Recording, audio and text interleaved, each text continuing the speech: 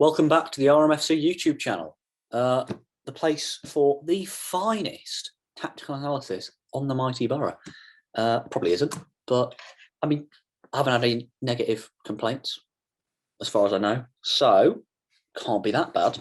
And that's enough for me. Hopefully it's enough for you to drop a like and a subscribe. I've said it early. I'm not going to set a like target because I'm not a loser, but you know, if you fancy liking, if you enjoy the video, wouldn't mind. Fancy a subscribe as well, would be nice. So without further ado, let's kick this off. Let's get into the Boro versus Blackpool game, which I was actually at this time, so I can give my own thoughts rather than, you know, rehashing everyone else's. So, I mean, we started brightly. You know, scored after 8 minutes. Big Tav, love the boy, not overrated, which I saw someone say on Twitter. You know, he tapped it in from close range. It's not a difficult finish, but the ball from Leiki, short corner, comes to him, bends that bad boy with his left.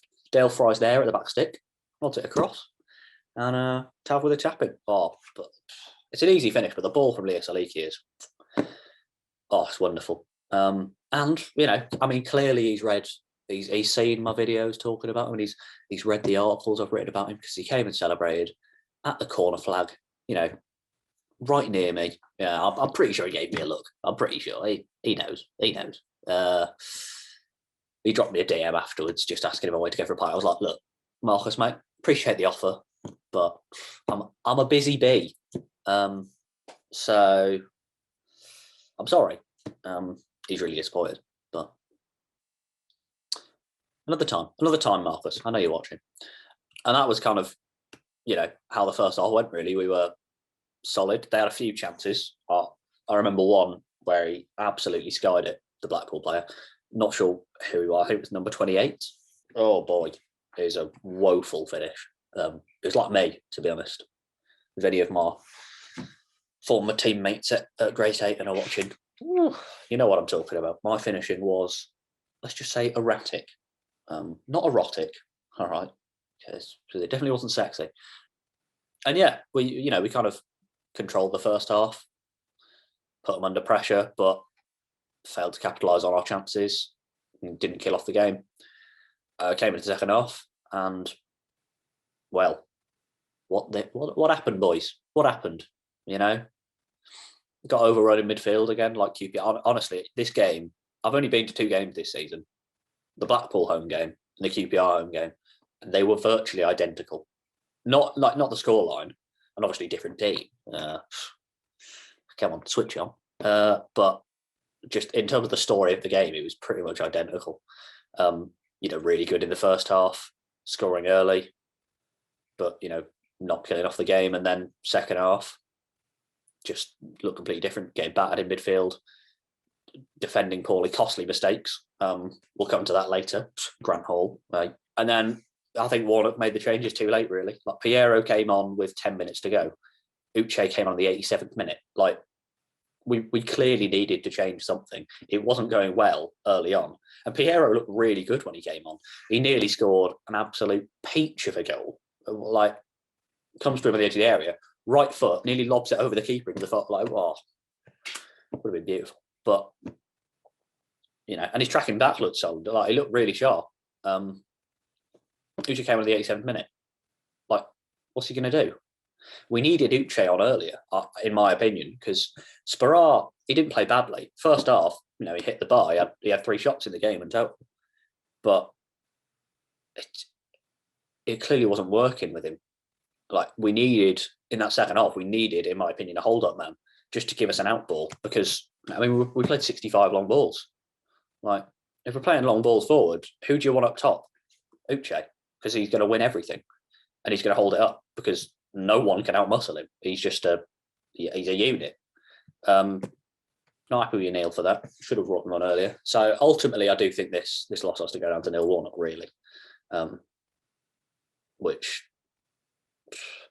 you could say about a lot of the games recently. But hey, I mean, the ref did have a few stinkers, as shown by their second goal, which was scored by Marvin Ekpiteta, which I think is how you pronounce it. they played a short free kick. We didn't close them down at all. They play it into Ekpiteta, and he just holds off Dale Fry. I think from watching it back, I think Dale Fry he's on a yellow from early on, and I think he's terrified of giving away a penalty or getting sent off, like, which is understandable. But he just doesn't put a challenge in, really. He just kind of holds on to him and tries to stick with him. Ekpiteta just rolls him and then fires into the far corner.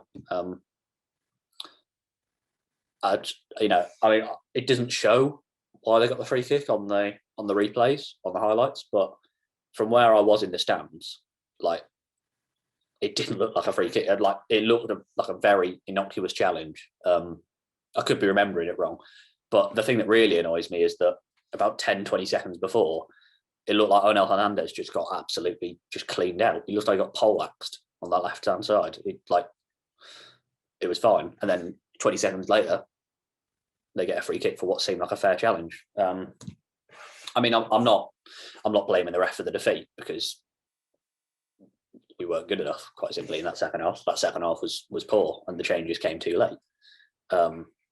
But Championship refs, man, they're a different breed, honestly. EFL refs are a different breed of human. And yeah, 1-1 on the 63rd minute. Quickly, Blackpool support, fair play.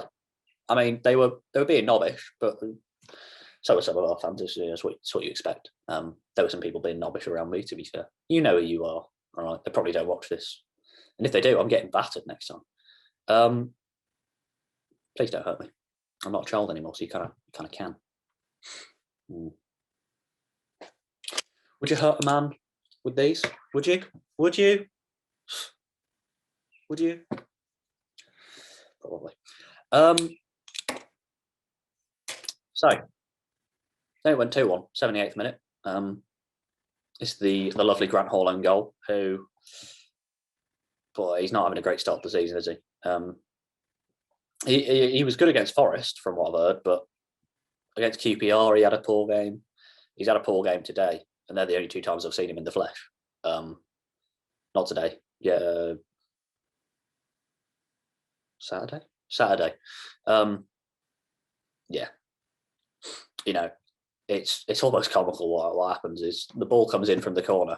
I mean, we love conceding from set pieces. We're a set piece team, boys. We're a set piece team, who just happened to concede about 10 times more than we score. Set piece team, though. Ball comes in. Three players challenge for it. One of them, two of ours, goes through all of them. And Grant Hall is just stood there watching them. He's just on his heels because he expects them to hit it.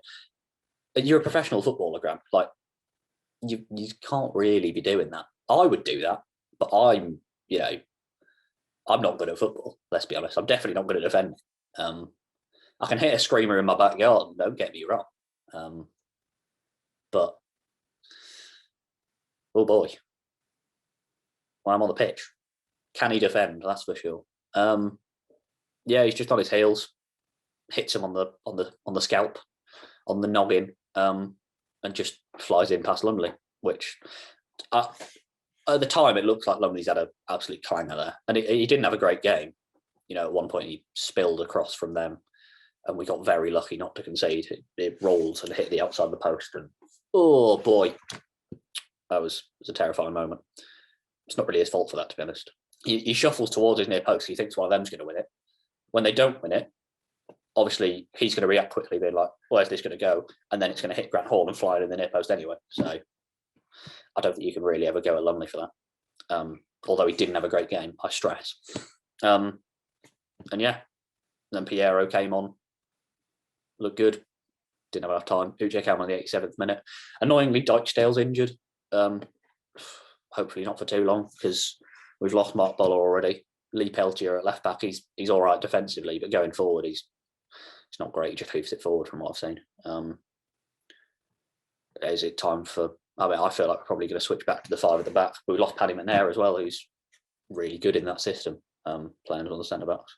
Isaiah Jones will probably play as a wing back, or Tav. If Tav plays the right wing back for the rest of the season, I'm going to be so sad. Well, not for the rest of the season, but he's he was good there. I mean, Tav, he had 5 tackles. He got man of the match. He had a 7.9 on who scored. When he went into right wing back, he completed 5 tackles. Like he puts a shift in wherever he goes, but I don't want to see him there. He's one of our best players, one of our best creative players, and at right back he's just limited out there. Unless Warnock plays it, so we have 3 centre backs that just stay back. Houghton drops in to cover and allows Tav to go forward.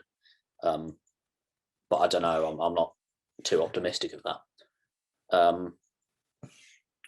But yeah, Tav deserved man of the match, to be honest. Definitely our best player on the day, I'd say.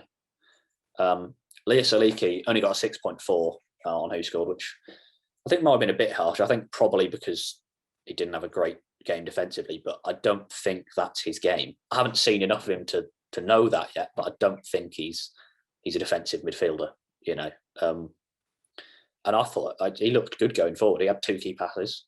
He got the pre-assist for the goal.